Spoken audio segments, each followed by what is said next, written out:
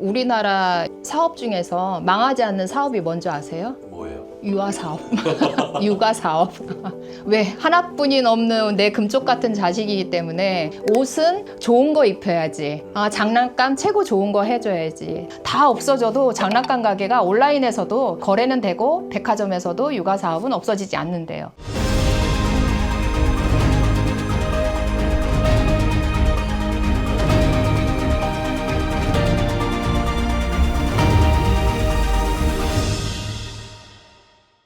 안녕하세요. 인생의 초록불을 켜는 곳 디렉터 바음제 희윤입니다. 오늘은 육아에 네네. 대해서 한번 알아보려고 하는데요. 네. 잔병치레가 많고 유독 예민한 아이들, 무속 관점에서는 이런 아이들을 좀 어떻게 바라보시나요? 가끔 아기 때문에 아이들 때문에 오시는 분들이 그런 경우가 있어요. 팔자에 없는 자식을 가지고 있는 거. 내가 원래 팔자상에는 아들이 없어야 돼. 근데 나는 아들을 키우고 있어요. 또 팔자에는 딸이 없는데 딸을 키우고 있어. 그리고 이들 부부 사이에는 아이가 없는데 또 아이가 있어. 근데 그 아이가 자꾸 아프대. 또 그 아이가 자꾸 고집이 너무 세서 내가 컨트롤하기 너무 어렵대. 이런 분들은 가끔 보면은 이 사주팔자에 자식이 없어야 되는데 있음으로 인해서 그 고통을 떠안아야 되는 경우가 있거든요. 그러다 보니까 영적으로 봤을 때는 이런 아이들은 왜 우리가 가끔 신령임전에 왜 올려주라고 수양딸, 수양엄마 이렇게 팔아주라고 하잖아요. 절에서도. 왜냐하면 내가 원래 갖지 말아야 될 게 누리고 있음으로 인해서 왜 사람이 얻는 게 있으면 잃는 것도 있어야 되잖아요. 내가 힘들게 자식을 얻음으로 인해서 그 자식으로 인해서 내가 조금 힘든 고초를 겪어야 되는 부분도 감내를 해야 되는 거죠. 그렇기 때문에 어려서 이 아이들이 힘든 것도 사실은 이 아이의 의지가 아닐 거란 말이지. 아프고 싶어서 아픈 사람은 없잖아요. 더군다나 아이가. 그치만 이런 아이들은 영적으로 보면은 저희 같은 무당이나 또는 기도해 주시는 분들한테 늘 기도를 해줘서 팔아줘야 된다. 또 뭐 해줘야 된다. 명을 이어줘야 된다. 또는 아프지 않게 뭐 해줘야 된다. 이런 말들이 가끔은 속설 같지만 사실은 진짜 존재한다고 그 말이 필요하다는 거를 저는 꼭 말씀드리고 싶어요. 팔자에 자식이 없는 분들 한해서 얘기를 하는 거죠. 네네. 두 번째는 네. 아이가 보이지 않는 기운에 유독 잘 놀랄 때 네. 부모가 집에서 해줄 수 있는 보호막들이 있을까요? 일단 그런 아이들은 부모가 불안해해요.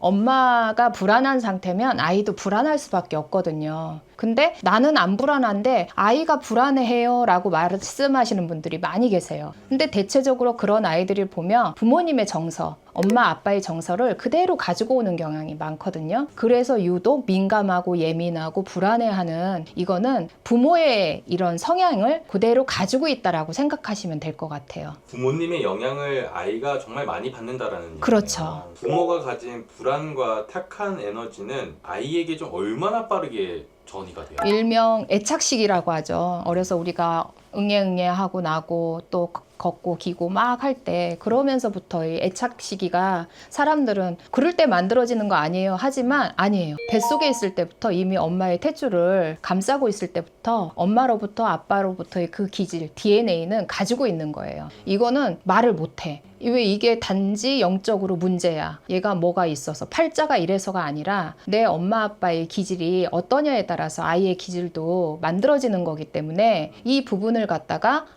그럼 내가 불안한 아이, 예민한 아이로 안 만들기 위해서 내가 노력해야 되는 부분이 있겠죠? 부모로서. 부모로서 좀 어떤 행동과 태도들을 취해야 할까요? 일단 내 엄마가 여유 있고 안정감 있고 매사 긍정적이고 밝으면 아이도 그거에 따라가게 돼 있어요. 근데 엄마가 신경질적이고 아빠한테 틱틱거리고 매사 불만이고 아이고 아파 죽겠다고 하고 그러면 아이의 이 정서적 불안은 엄마로부터 받은 거기 때문에 안에 내재돼 있던 DNA가 폭발하기 시작하는 거죠. 그래서 왜 가끔 그러잖아요. 쟤는 엄마 아빠보다 더한 애가 나왔다고 가끔 그런 얘기 하시거든요. 그게 안에 숨어있는 엄마 아빠의 DNA가 함께 폭발을 했기 때문에 그 아이의 기질이 그렇게 되는 건데 부모님들은 그걸 사실은 인정을 안 하세요.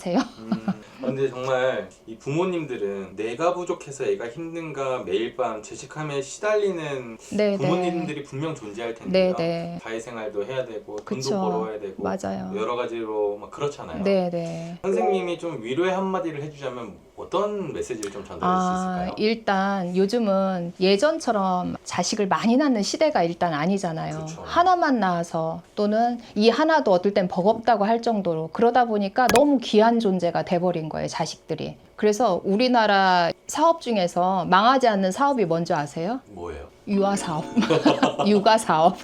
유모차 겁나 잘 팔린대요.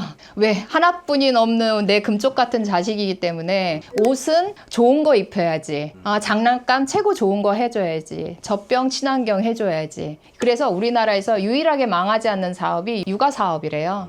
박람회를 해도 끝내준대요. 다 없어져도 장난감 가게가 온라인에서도 거래는 되고 백화점에서도 육아 사업은 없어지지 않는데요.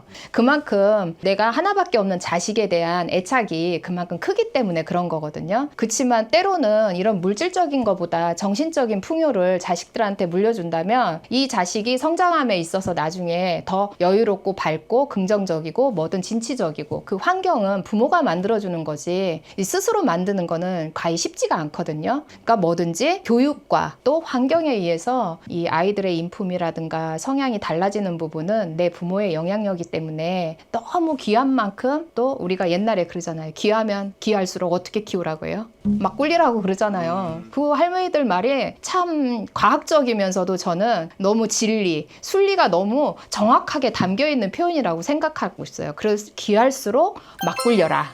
너무 감싸지 말아라. 그럼으로 인해서 정서적으로 아이들이 더 불안하고 예민해질 수 있기 때문에 엄마 아빠의 그런 귀한 만큼 내 눈에 넣어도 안 아픈 내 새끼가 귀하게 잘 되기 바라는 대한민국에 안 되라는 부모는 없거든요. 그러니만큼 방법, 이 교육의 환경, 이거는 달리 생각할 부분도 현 시대에 있어서는 한 번쯤은 체크해 볼 필요가 있다고 저는 생각해요. 감사합니다. 네.